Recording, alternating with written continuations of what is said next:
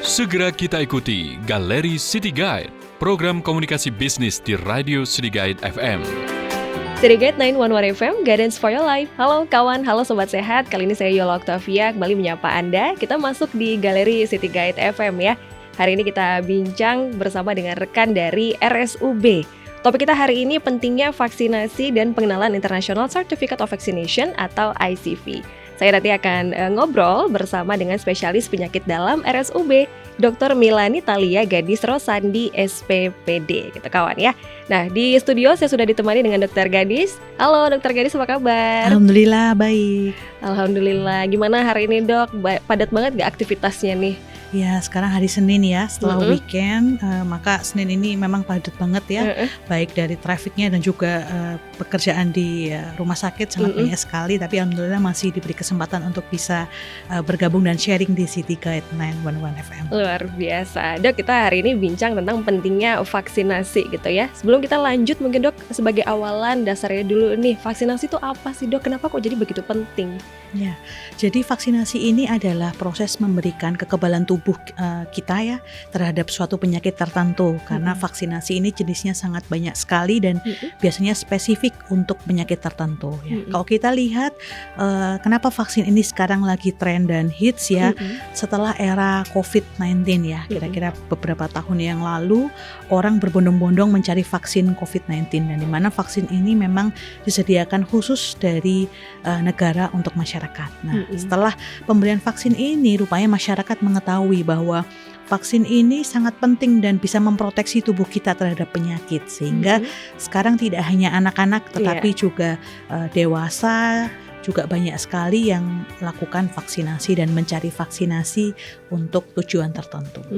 Peningkatannya juga cukup signifikan sekarang dok ya, apalagi setelah COVID kemarin tuh.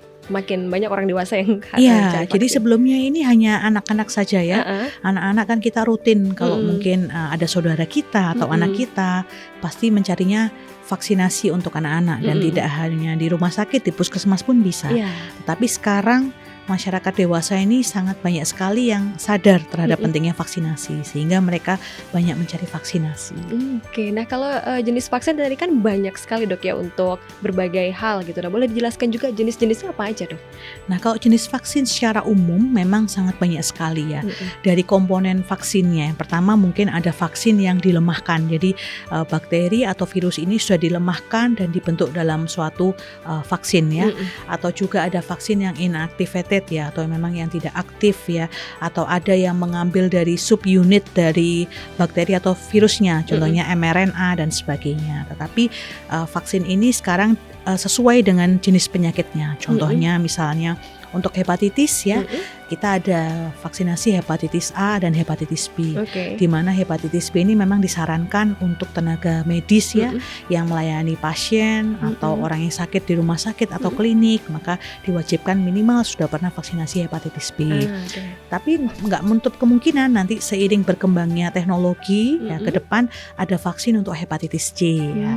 Kemudian ada juga vaksin dengue yang baru ya, untuk DB demam berdarah.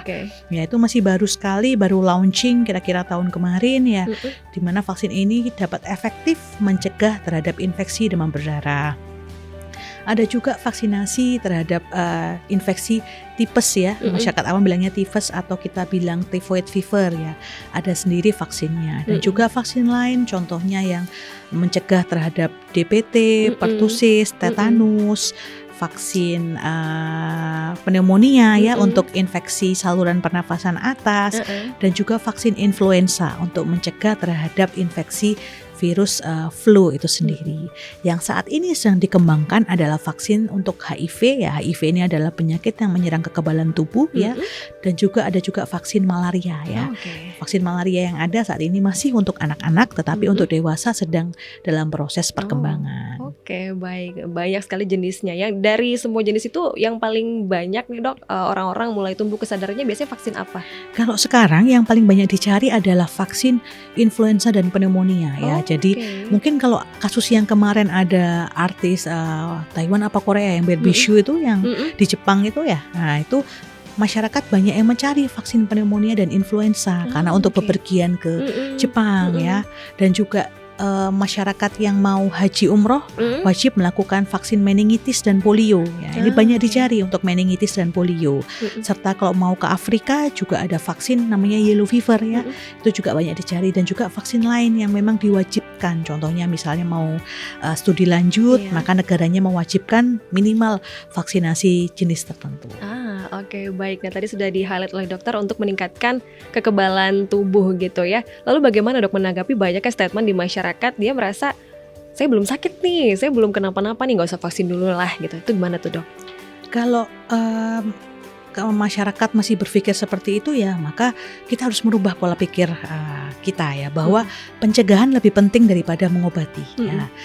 Artinya jangan sampai ketika kita sedang terinfeksi, kita menjadi kondisi yang berat atau malah sampai mengancam nyawa, mengancam jiwa ya.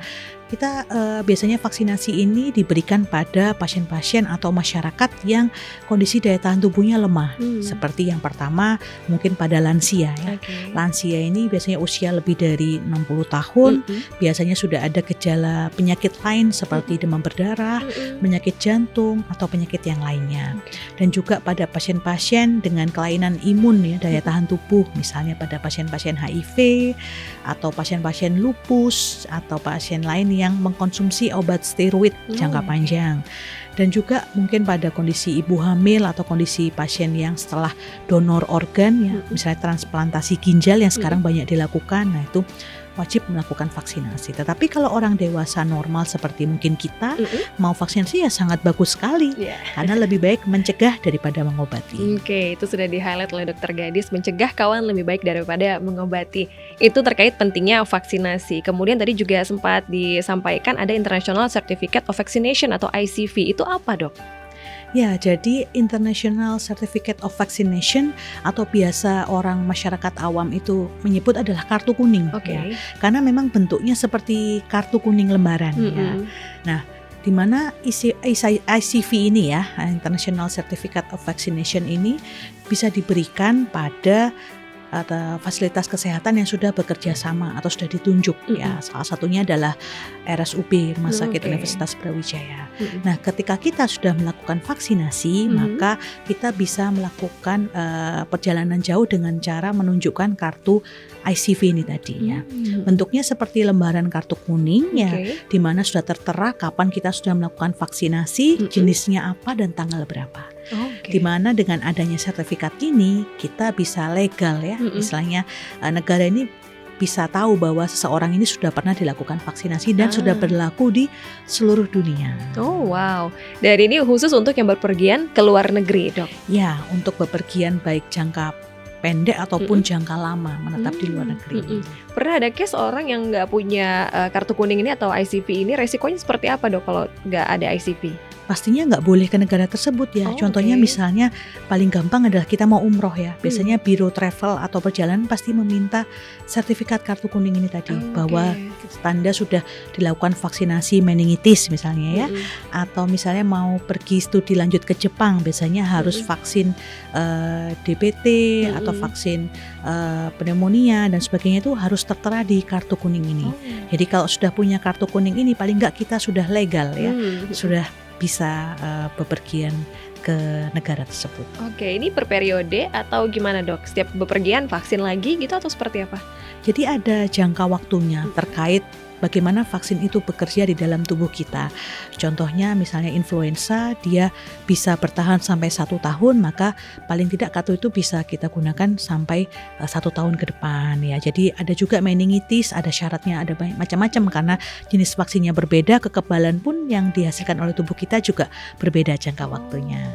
Baik, tergantung dengan vaksin itu sendiri dok ya? Oke, baik. Itu berkaitan dengan ICV kawan. Lalu untuk syarat khususnya nih dok, apakah mungkin dari segi kesehatan ada beberapa poin tertentu yang harus dipenuhi dulu gitu?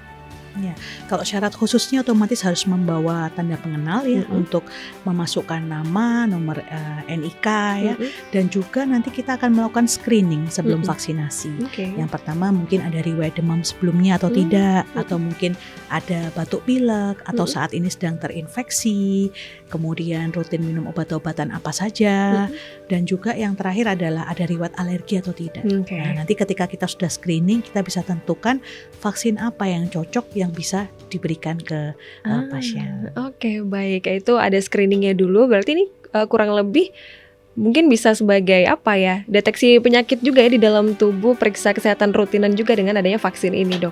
Ya paling nggak kalau nanti ketemu ada gejala penyakit lain, paling nggak bisa kita sarankan untuk periksa terlebih dahulu ya, supaya nggak asal langsung suntik ternyata nanti ada efek sampingnya. Nah, ya, itu betul. yang sangat kita hindari. Oke, itu kawannya berkaitan dengan vaksin dan ICV gitu. Lalu kalau boleh disimpulkan, Dok, manfaat besarnya vaksin ini selain untuk kekebalan tubuh, apa lagi, Dok? Yang pertama, dengan kita sudah vaksinasi, maka tubuh kita bisa mempunyai daya tahan tubuh yang baik dibanding orang normal. Ketika ada infeksi yang masuk, bisa jadi kita tidak ada gejala dan juga tidak ada kondisi yang menjadi kondisi infeksi yang berat ya. Yang kedua, dengan kita vaksinasi, kita juga melindungi orang-orang di sekitar kita ya. Paling nggak kalau kita tinggal serumah dengan orang-orang lansia atau anak-anak, paling nggak kita bisa memproteksi mereka juga dengan kita tidak terinfeksi. Dan yang selanjutnya adalah tentu saja yang diharapkan adalah tubuh kita kebal, sehingga ketika kita tidak sakit maka kita dapat melaksanakan aktivitas dengan baik dan juga tidak mengganggu kehidupan kita. Oke, baik, itu kawannya. Dan mungkin terakhir boleh disampaikan, Dokter, untuk sahabat sehat dan kawan-kawan pendengar terkait pentingnya vaksinasi terutama untuk generasi muda nih, Dok. Ya, jadi kalau generasi muda ya jangan pernah takut untuk melakukan vaksinasi ya. Sekarang teknologi kedokteran sangat berkembang dan maju. Jangan sampai kita generasi muda menjadi anti vaksin atau anti vaks ya. Di mana vaksinasi ini sangat penting tidak hanya pada anak-anak tetapi juga pada dewasa dan lansia untuk mencegah kita dan melindungi kita dari penyakit.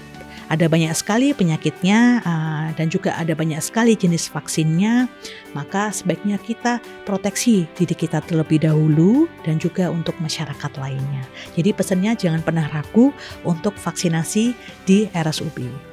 Oke, baik. Terima kasih banyak Dokter Gadis atas waktunya hari ini. Semoga nanti di lain kesempatan kita bisa bincang lagi, Dok ya. Oke kawan, itu tadi berkaitan dengan pentingnya vaksinasi dan ICV. Dan untuk sahabat sehat, tetap semangat, tetap sehat. Sampai jumpa di podcast berikutnya.